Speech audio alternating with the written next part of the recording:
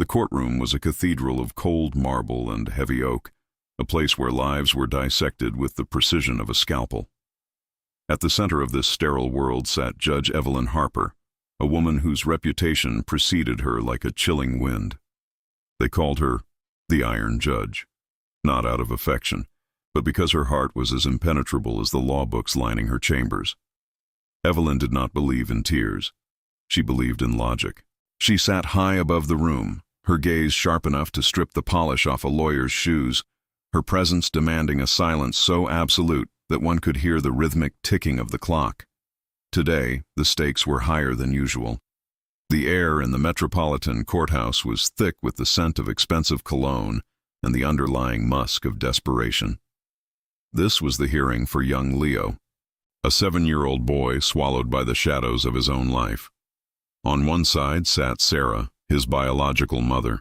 Her clothes were worn, her face a map of sleepless nights. She was a simple waitress, struggling to keep her head above water. Opposite her sat Julian, Leo's stepfather. He was the picture of success, draped in a tailored suit. Julian was a businessman with a smile that never quite reached his eyes, yet he carried an aura of authority. The accusation against Sarah was devastating. Julian's team of high-priced attorneys argued that she was mentally unstable, claiming her neglect had pushed Leo into elective mutism.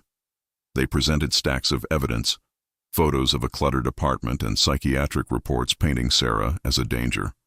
According to Julian, Leo had stopped speaking months ago because of the chaos Sarah provided. He positioned himself as the savior, the stable force ready to provide Leo with a life of luxury and security. In the middle of this tug-of-war sat Leo. He was a small, fragile figure, seated in a chair that seemed much too large. He was hauntingly still, a statue of a child who had learned that movement was a risk. His eyes remained fixed on the blank pages of a sketchbook in his lap, his hands gripping a single red crayon with white-knuckled intensity. He refused to look at his mother and avoided the gaze of the man who called himself his father. It was a silence that carried more weight than any testimony, a void filling the room with an unsettling tension. Judge Evelyn Harper watched the boy. Her legendary lack of bias was her armor, but today she was looking deeper. As Julian's lawyer droned on, Evelyn noticed something. Leo adjusted his sleeve, and for a split second, a dark, purple bruise was visible on his thin wrist. She quickly cross-referenced the medical reports Julian's lawyers had submitted, reports claiming Leo was in perfect health. The bruise didn't match the documentation. It was a small detail, but Evelyn saw the way Leo's body tensed when Julian leaned toward him. It wasn't the reaction of a child seeking comfort. It was the hypervigilance of a prey animal sensing a predator. Sarah began to plead, her voice cracking as she called Julian a monster in a suit. She had no evidence, only the raw truth of a mother's intuition. The courtroom was biased toward Julian's status. The lawyers smirked, and the gallery whispered. Before we continue, subscribe to the channel and tell us in the comments where you are watching from. Evelyn's eyes narrowed as the red crayon slipped from Leo's trembling fingers and rolled across the floor, stopping at the base of her bench. The silence stretched to a breaking point. Julian's confident smile faltered as his eyes darted toward the crayon. Evelyn realized the truth wasn't in the folders. It was locked inside the boy. Ignoring the protests of the legal teams, she stood up and declared a private recess. She ordered everyone out, intending to speak with Leo alone. As the room cleared, she caught a glimpse of Julian's face. The mask of the perfect businessman had slipped, replaced by a look of pure terror, telling her the real case was only just beginning. The heavy oak doors of the private chambers clicked shut with a definitive thud, sealing out the frantic murmurs of the legal teams and the stifling heat of the public gaze. For the first time in her long and storied career, Evelyn Harper felt the weight of her judicial robes, not as a symbol of objective power, but as a heavy barrier she desperately needed to shed. She did not take her usual place behind the imposing mahogany desk, which sat like a fortress in the center of the room. Instead, she moved a simple, upholstered chair and sat directly across from the small boy. Leo seemed to be shrinking into the furniture, his thin frame swallowed by the shadows of the high-ceilinged room. Evelyn softened her features, consciously smoothing the sharp, judgmental lines of her brow that had earned her the Iron Judge moniker throughout the city. She spoke in a low, melodic tone, a voice she hadn't utilized since she was a young mother herself, decades before the law became her only companion. She looked into Leo's eyes and told him he was safe here, promising him that these thick stone walls were strong enough to hold any secret he cared to share. Leo did not look up immediately. He remained as still as a marble statue, his breath coming in shallow, rhythmic hitches that betrayed his internal panic. His small hands, still stained with the red wax of the fallen crayon, hovered tentatively over his sketchbook. Then, without a single word or warning, the stillness broke. It wasn't speech that finally emerged from the child, but a frantic, violent energy that flowed from his fingertips. He began to draw. There was no hesitation in his movements, no pauses for creative thought. His hand moved with the desperate, jagged precision of someone purging a long-held poison. The strokes were dark and aggressive, the pencil lead snapping twice under the sheer pressure of his grip. Evelyn watched, mesmerized and increasingly horrified, as the blank page transformed into something haunting. This was not a typical child's drawing of a happy house with a smoking chimney. It was a topographical map rendered in jagged, dark lines and deep, oppressive shadows. As the image took shape, a cold realization began to seep into Evelyn's bones, chilling her more than the air-conditioned room ever could. She recognized the landmarks Leo was depicting: a crooked ancient oak tree, a uniquely shaped stone fence, and the skeletal remains of a Victorian-era carriage house. This wasn't the suburban estate where Julian currently lived, with his pristine lawns and high-security gates. These were the unmistakable grounds of a rural property Julian had sold years ago, a place that had once been at the center of a dormant, high-profile investigation. Evelyn remembered the newspaper headlines from that time. A former business associate of Julian's had vanished without a trace, leaving behind only an empty car and a million unanswered questions. The case had gone cold for a complete lack of physical evidence, but here, in the frantic, raw scribbles of a 7-year-old boy, the evidence was finally screaming to be heard.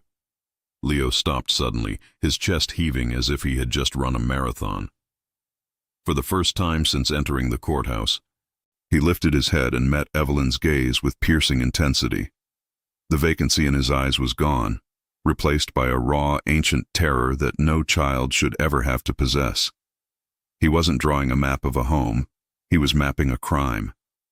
His trembling finger traced a dark rectangle beneath the carriage house, a hidden basement. The dark secret that had stolen his voice wasn't a product of his mother's neglect or a psychological fracture. It was a traumatic memory of a crime he had witnessed. He had seen exactly what Julian did in the darkness of that cellar. He had watched the perfect businessman become a cold-blooded murderer. The boy's hand drifted slowly to the pocket of his oversized trousers. With shaking fingers, he pulled out a small, rusted object and placed it on the table between them. It was a locket, the gold plating long since tarnished by damp earth and years of neglect. Evelyn reached out, her own fingers trembling as she pried the delicate casing open. Inside was a tiny, faded photograph of a woman with a bright, hopeful smile, the missing associate. Leo had been holding on to this piece of the past, a silent anchor to a truth he couldn't speak aloud. The room was suddenly quiet, but it was the heavy silence of a witness living under a death sentence. Evelyn saw the way Leo's eyes flicked toward the door every few seconds in a state of hypervigilance. She understood the truth now. Julian hadn't just bullied the boy, he had made a pact of blood. He had threatened to kill Sarah if Leo ever spoke a single word.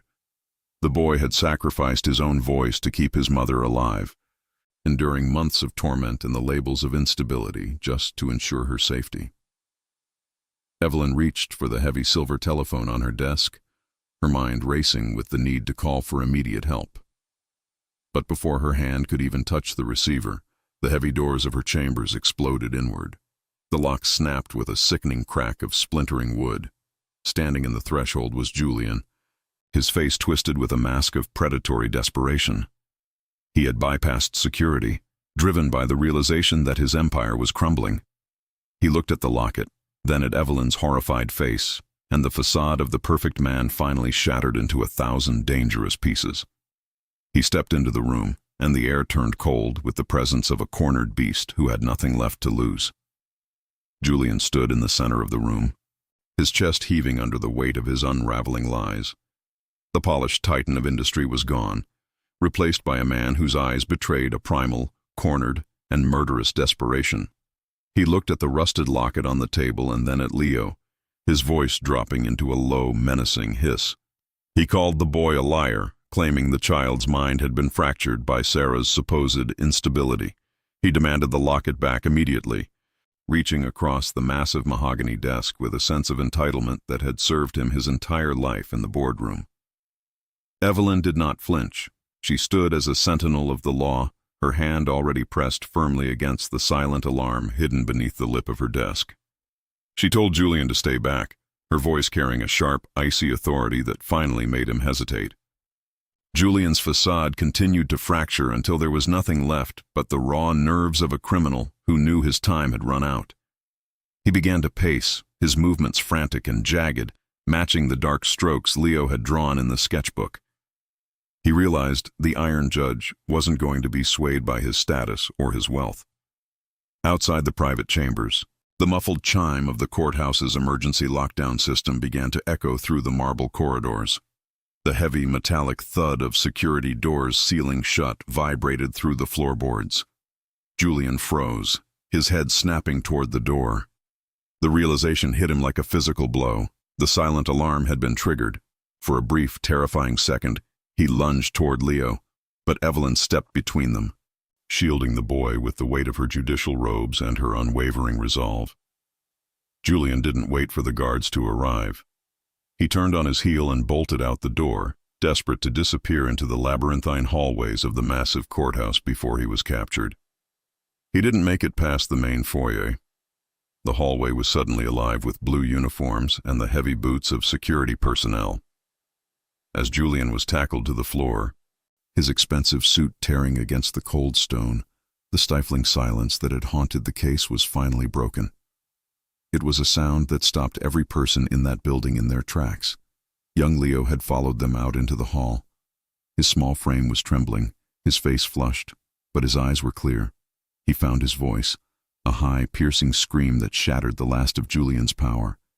He didn't just point, he shouted a single, gut-wrenching sentence that froze the room. He didn't just hurt her, he's hurting others. The words hung in the air, a devastating truth that changed everything. The investigation that followed was the most extensive the city had ever seen. Based on the precise map Leo had drawn in his sketchbook, forensic teams descended on the old carriage house property Julian had tried so hard to hide. Beneath the floor of the basement, they discovered the evidence of a decade of darkness. Julian hadn't just murdered one partner, he had buried a history of horrific and calculated atrocities there. Leo had been the only witness to a monster's true face, and his silence had been a heroic sacrifice to keep his mother alive. Sarah was cleared of all charges within hours. The narrative Julian had constructed to frame her as unstable collapsed under the weight of his own monstrous deeds. In a rare moment of public vulnerability, Judge Evelyn Harper was seen stepping down from her bench to embrace the boy. The Iron Judge, known for her cold heart, wept as she whispered to Leo that his courage had saved more people than he would ever know. Months later, the sketchbook sat on a sun-drenched table in Sarah's new home. The dark, haunted maps were long gone, replaced by vibrant colors and scenes of life. Leo was talking again, his voice filling the rooms with the sound of a childhood restored. Evelyn returned to her courtroom, forever changed by the encounter. She understood now that the smallest voices often carry the heaviest truths, and no matter how deep the darkness is buried by those with power, the light will eventually find a way through the shadows to reveal the